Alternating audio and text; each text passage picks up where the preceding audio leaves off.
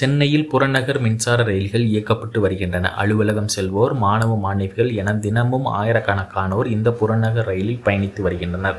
இதனால் புறநகர் ரயில் நிலையம் எப்பொழுதும் பரபரப்பாக காணப்படும். இன்று ஞாயிற்றுக்கிழமை என்பதால் பயணிகள் கூட்டம் வார நாட்களை விட சற்று குறைவாகவே இருக்கும்.